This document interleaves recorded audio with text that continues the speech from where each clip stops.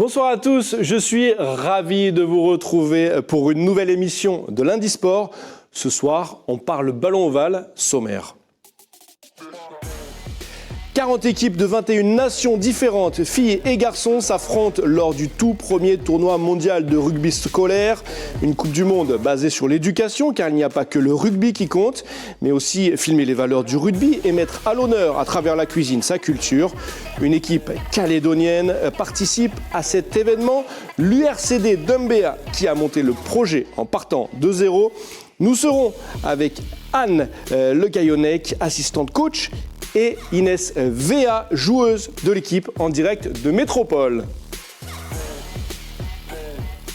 En équitation, notre Kagou Gwenaël Le Cerf brille en Australie en saut d'obstacle. Une belle 4e place sur 1m20 et une première place sur le 1m10 avec As de cœur. On l'écoutera.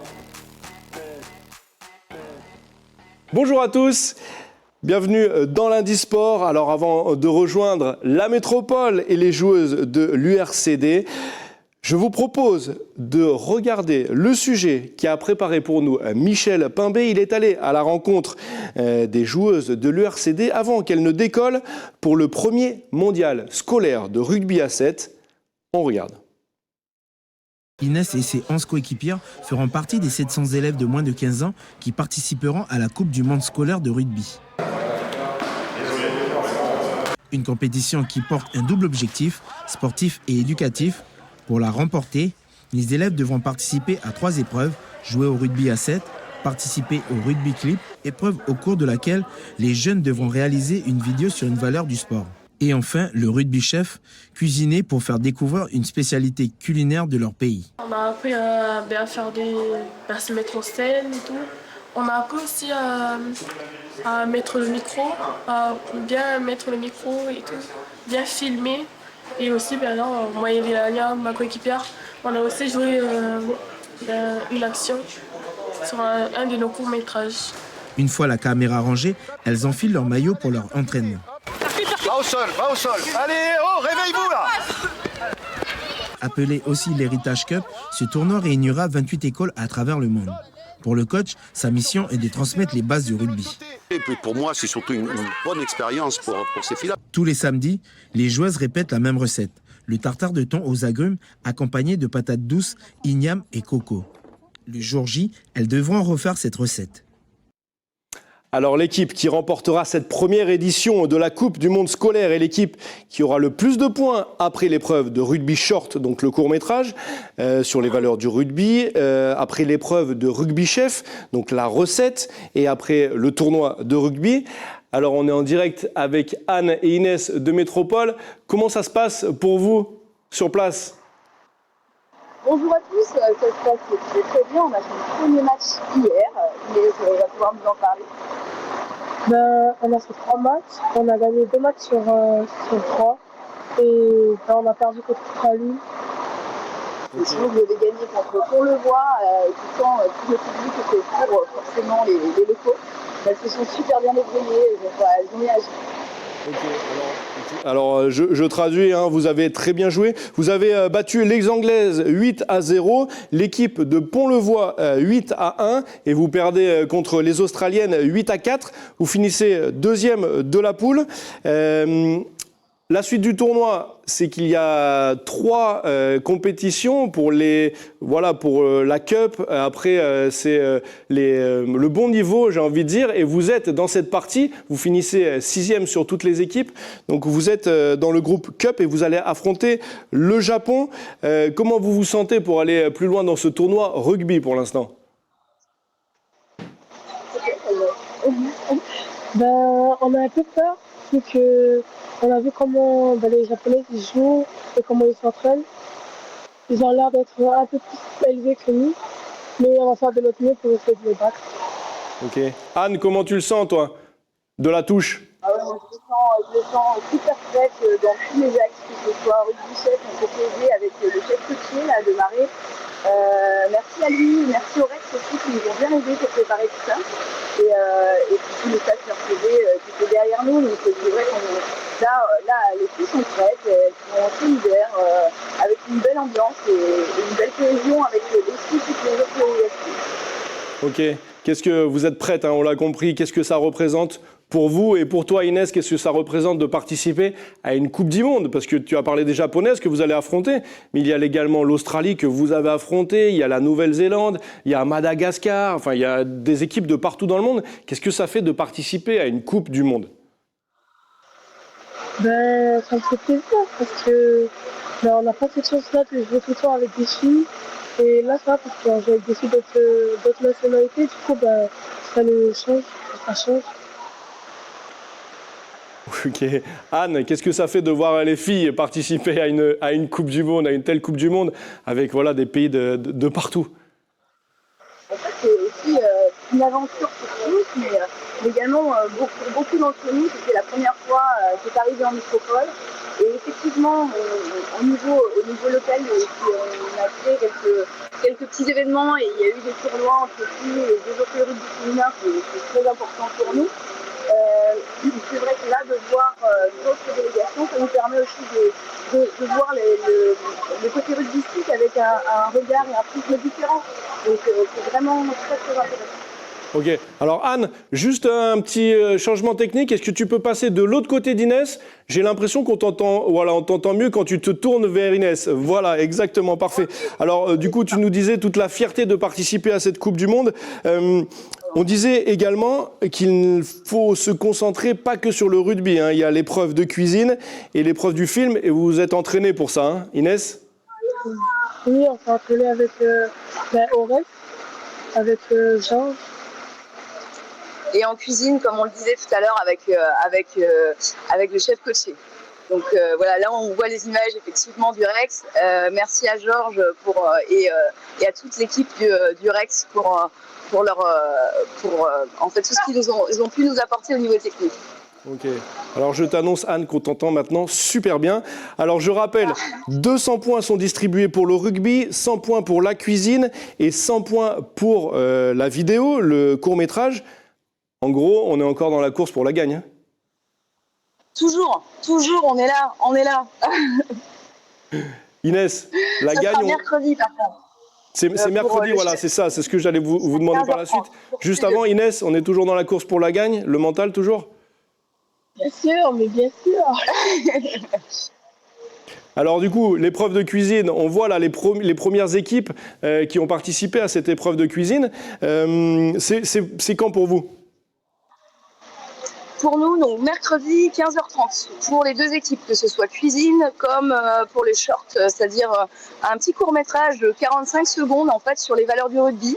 Les 7 valeurs du rugby seront tirées au sort par une de nos représentantes et ensuite on devra en fait créer un petit scénario. Enfin, le scénario on l'a déjà pensé au préalable, mais le mettre en œuvre, le réaliser et le monter. Et là vous avez notre monteuse en chef Inès qui sera aussi au montage vidéo. D'accord. Est-ce que Michel t'a donné quelques conseils, Inès? Michel, c'était le reporter qui est venu faire la petite vidéo avec toi. Non, il m'a pas donné. Bon, il était présent, il a été quand même, il t'a cadré quand même un petit peu. Tu as vu comment ça se passait avec Michel? Ouais, monsieur Michel, c'est un très bon monteur dans le milieu. Mais il garde ses secrets pour lui, c'est un peu son problème. Je rigole, on t'embrasse, Michel. Alors, on l'a vu dans le reportage de Michel, justement, votre recette. Donc que vous allez préparer mercredi, c'est le tartare de thon, agrumes, patates douces et igname. J'ai qu'une envie, c'est d'être avec vous. Vous avez pu amener les produits locaux pour les valoriser? Alors il y a une partie des produits locaux qu'on va trouver ici parce que c'était un petit peu compliqué de trouver du thon. Enfin, ça aurait pas été un peu avarié. C'était dommage de rendre malade toute la délégation. Donc là, forcément, on le prend ici, mais on a ramené des achats, toute une décoration en fait qu'on a mis en place aussi, qu'on a ramené du pays. D'accord. Et les ignames, vous allez faire comment? Il y en a sur place? On a nos secrets aussi, hein. On peut pas tout vous dévoiler. D'accord, ça marche. On en reparlera après alors. On va parler maintenant des installations. Les installations pour cette Coupe du Monde scolaire, elles sont incroyables. Voilà, comment vous retrouvez dans ce spot? On voit cette photo extraordinaire au coucher du soleil. Oui. Alors qu'est-ce que tu en penses toi, de ce spot, Inès? C'est très beau. Ouais. fait. Oui, c'est ça, c'est très beau, on est d'accord. Surtout l'abbaye, en fait, c'est une abbaye de 1035, on peut le voir sur le tricot. Donc c'est vrai, c'est un site chargé d'histoire qui a été très bien mis en œuvre par toute l'organisation sur place. Une première Coupe du Monde qu'ils espèrent renouveler dans 4 ans. Mais c'est vraiment un cadre magnifique, vraiment magnifique. On a une très belle, un très bel accueil ici. Ok. Comment se passe l'expérience, pas que pour la compétition, mais en dehors de la compétition? Là, je crois que vous allez prendre le bus pour aller à Chambord, pour voir le château de Chambord. Comment ça se passe? Il y a des activités qui sont autour? Oui, hier, lundi, c'était lundi. C'était lundi. Lundi, on est parti visiter un château, le château de Tata et Milou. Oui, alors Mont-la-Sarre dans Tintin et Lilou, et sinon c'est Cheverny. Voilà, Cheverny. Oui, le château de Cheverny. Il y a une dame qui vient pour nous appeler pour prendre le bus pour Chambord. Donc, Ok. donc voilà. Alors du coup, vous avez pu visiter les alentours, c'est ça? C'est ça, oui, en tout cas ce château de Cheverny. Et puis c'est vrai que les échanges avec les autres délégations sont très riches, surtout sur le camp en fait, parce qu'on est toutes logées au niveau des filles au même endroit. Donc c'est vrai que le soir, souvent, les filles veillent assez tard. Il y a pas mal de chants, il y a beaucoup d'échanges. Beaucoup d'ambiance. Ça marche. Merci beaucoup à toutes les deux. Vous restez avec nous, vous changez d'endroit, je ne sais pas en tout cas. Je vous donne 2 minutes pour vous repréparer de nouveau parce que c'est maintenant l'heure des cagous d'ailleurs. Jingle.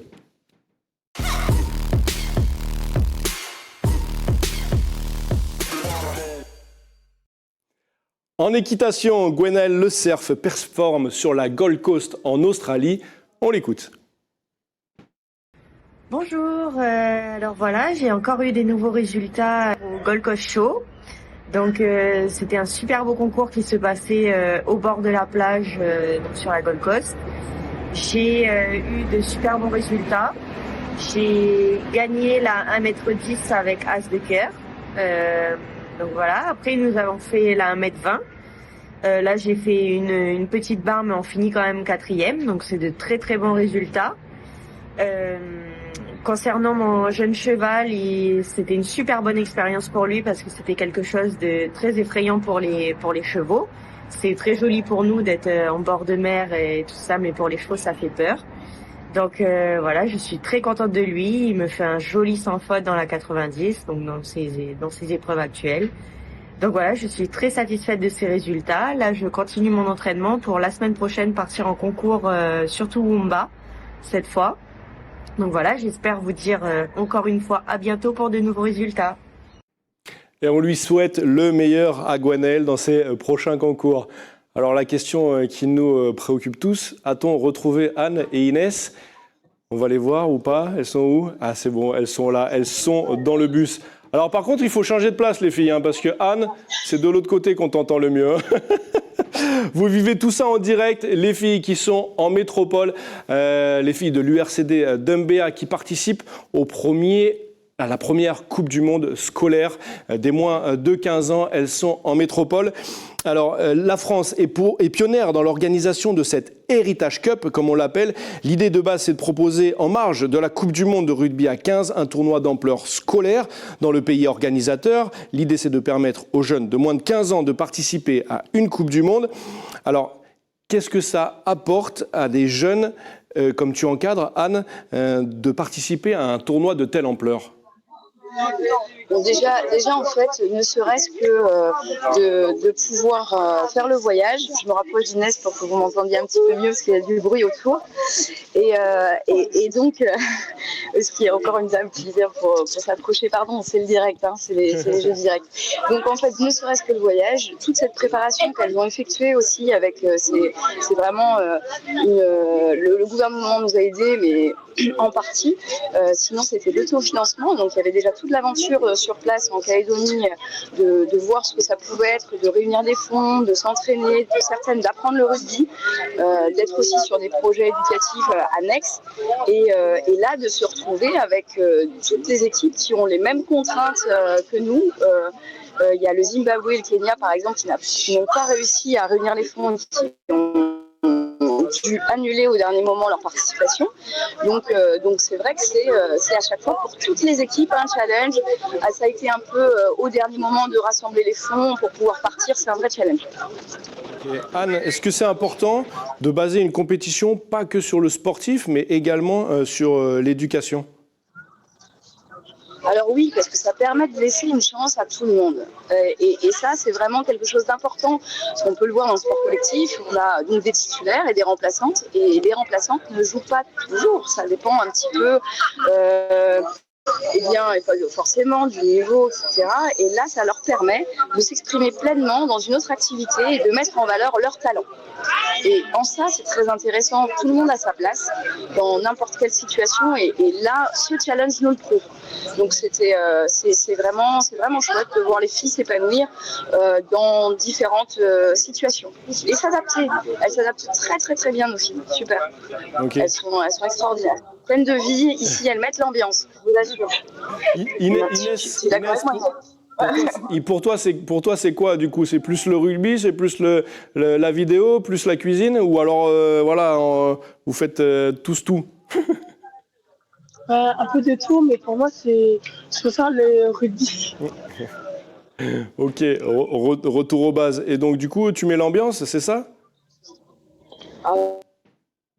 Ah, on les a perdus. Normal, elles sont en bus, donc on a perdu. On va les rappeler tout de suite. Je vous rappelle, Inès Véa, la joueuse de l'URCD d'Umbéa, qui participe à la première Coupe du Monde scolaire qui est en train de se dérouler en métropole. Alors je vous propose, on va écouter, en attendant de se reconnecter avec elle, on va écouter Brad Thorne, 29 sélections avec la Nouvelle-Zélande, champion du monde en 2011 avec les All Blacks. Il vit maintenant en Australie et sa fille participe à la même compétition que les filles de l'URCD. On l'écoute tout de suite. Je pense que c'est un excellent concept et j'aimerais qu'il soit organisé en 2027 en Australie. Le rugby est un très bon sport pour tout le monde, filles comme garçons. Ça construit le caractère. On fait les choses ensemble avec les mêmes valeurs. Pour moi, ça devrait être organisé avant chaque Coupe du Monde. Et il faut tout faire pour que ça arrive.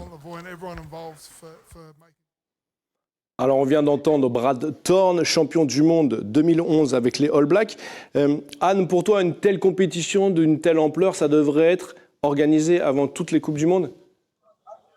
Ah oui, je trouve que c'est formidable parce qu'effectivement, cette idée de laisser la possibilité à tous de pouvoir s'exprimer, ça rentre vraiment dans les valeurs du rugby, dans la solidarité, dans le respect, dans tout ce qui nous porte quand on aime ce sport.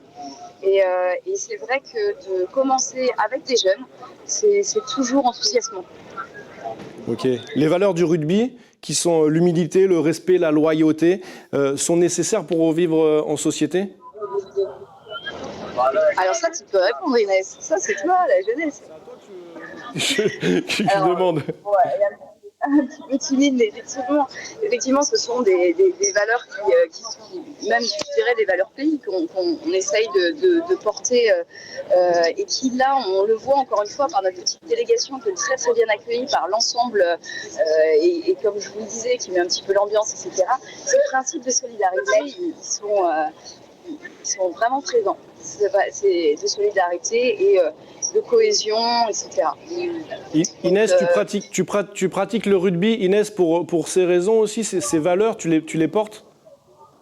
En fait, est-ce que toi, ça te porte toutes les valeurs du rugby? Tu sais, celles qu'on a travaillées au short, est-ce que ça te parle?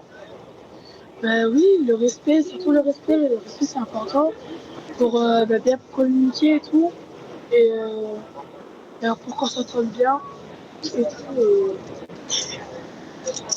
Oui, le respect, ça me parle. Il faut bien les respecter dans les jeux, c'est très important. Voilà. Ok, donc c'est des valeurs importantes, on l'a compris. Du coup, le short, vous avez choisi quelle valeur alors du rugby que vous allez mettre en avant ? Alors, comme je vous l'expliquais, parce qu'il y a des valeurs de transmission, il y a beaucoup de choses en fait dans ce qui est porté par la FFR, et ça sera un tirage au sort. C'est-à-dire qu'on a préparé des scénarios sur tous ces les espaces de cohésion, etc., de discipline, en début de matinée, sera tiré au sort par l'une d'entre nous une des valeurs, et là on choisira le scénario qu'on avait préalablement étudié avec Georges Durex, en tout cas préparé. Ok, autrement ce serait trop facile en effet. Exactement, ça serait trop facile. Alors, dis-moi Anne.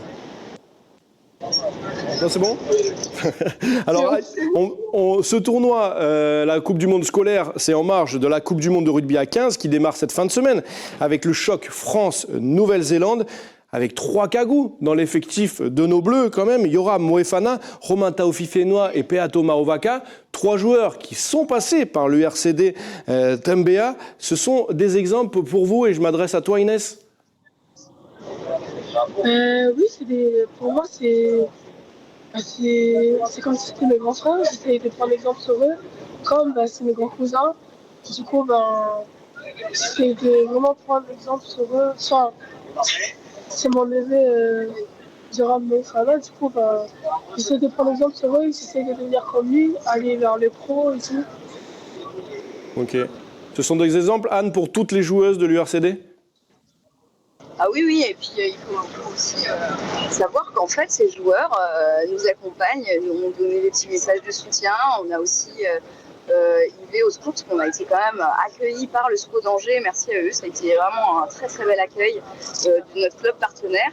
Et là, on avait un de nos joueurs qui était présent et pareil, qui nous communique plusieurs fois par jour pour savoir si les filles ça se passe bien. Ils ont aussi encadré avec Jacques, notre coach, autour du rugby, donner des petits conseils, etc. à Angers. Donc à chaque fois, les filles sont accompagnées un peu par leurs grands frères. Inès a concrètement ses grands frères qui se sont déplacés avec nous. Donc oui. Et qui mettent l'ambiance aussi d'ailleurs. Oui. C'est bien, t'as de la chance Inès. Alors Inès, je vais te demander de te mouiller un petit peu, un pronostic pour cette Coupe du Monde masculine qui arrive. Je sais pas, je suis pour les deux en fait. Toi, t'es pour les Bleus ? Je suis pour les deux équipes. T'es pour les deux équipes, pour les Bleus et pour les All Blacks ? Oui. Match nul alors ? Ça marche. On revient à votre projet. Vous êtes parti, comme tu l'as dit, Anne, et comme tu l'as expliqué, de zéro. Il fallait monter un projet. Un projet qui s'élève, nous avait dit Karen, à 4 750 000 francs. Comment on se lance dans un projet comme ça ? Enfin, quelle idée on a dans la tête ? Pourquoi vouloir porter un projet aussi énorme ? Alors ça, c'est vrai que c'est Karen Géa, qui est la maman d'Inès, qui pourrait nous en parler un peu plus, parce que ça a été talentueux et audacieux de sa part. C'est-à-dire que personne ne voulait trop se mouiller en se disant « ouf, c'est un projet qui est conséquent, etc. » Elle a dit « allez, on y va ». Et elle a lancé tout ce qui est tombola, balles, vente de brochettes et lavage de voiture aussi. On a fait effectivement le lavage de voiture. Donc ça a été un vrai challenge audacieux avec une partie aussi de notre effectif qui n'avait jamais joué au rugby, puisqu'on avait un cadre défini avec des tranches d'âge pour respecter le cadre scolaire qui nous était imposé. Donc c'est vrai que ça a été 5 mois très intenses pour toute l'équipe. Bon, en tout cas, vous y êtes arrivé, c'est extraordinaire, bravo. Comme quoi, tout est possible. Anne, j'aimerais qu'on fasse un tout petit mot avant de se quitter sur le rugby fauteuil. Anne qui nous a quittés, donc du coup je vais vous expliquer ça. Enfin, elle nous a pas quittés, c'est la connexion qui nous a quittés. Elles sont dans le bus, je vous rappelle, pour aller à Chambord, en métropole, pour visiter le château. Car elles font partie de cette première compétition, la Coupe du Monde scolaire. Et à côté du rugby, à côté des épreuves, le short, le court-métrage et le rugby chef, pour faire cette recette de cuisine, tartare de thon aux agrumes. Elles visitent un petit peu les alentours et elles en profitent. Alors, je voulais demander à Anne, quand on va se reconnecter avec elle, lors de cette première Coupe du Monde scolaire, il y a aussi l'épreuve de rugby fauteuil. Le rugby fauteuil, c'est une épreuve qui a été mise en place, enfin une discipline qui a été mise en place également à l'URCD d'Umbéa. Anne, comment ça se passe concrètement, ces entraînements rugby fauteuil à l'URCD ? Alors concrètement, ça vient juste d'être mis en place. C'est Patrick Larget qui est aussi dans le vice-président en fait, du club, avec Alexandre qui est un joueur en fait depuis un petit moment d'Andy Rugby qui l'ont mis en place. Concrètement, au niveau des horaires, pour l'instant, je vous avouerai que je me suis pas mis à jour. Quelle est l'idée derrière tout ça, quoi ? Voilà, le rugby, c'est praticable pour tout le monde, c'est ça l'idée ? En fait, là, ce que vous venez de voir, les images qui viennent d'être tournées, c'est une forme de handi rugby qui est là pratiquée dans le Heritage Club. Autrement, c'est une autre. Alors, ce sont des fauteuils adaptés. Et par contre, ce sont des techniques qui sont avec un ballon plus rond. Vous pouvez le voir sur Internet, je dirais, pour ceux qui... c'est très ludique, en tout cas. Et effectivement, tout le monde peut essayer des valides comme pas, en tout cas, pour tester le concept. Et tous ceux qui ont commencé à pratiquer ont trouvé ça vraiment extraordinaire.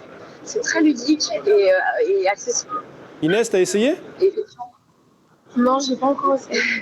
D'accord, ça marche. Écoute, quand tu reviens en Nouvelle-Calédonie et que tu essayes, on fera un reportage en tout cas autour de cette discipline et pour montrer tout ça, comme quoi le rugby est accessible pour tout le monde. Merci beaucoup les filles, merci de nous avoir fait vivre de l'intérieur ce que vous vivez en métropole, votre compétition rugby aussi, également vos déplacements. Vous êtes dans le bus, Anne ?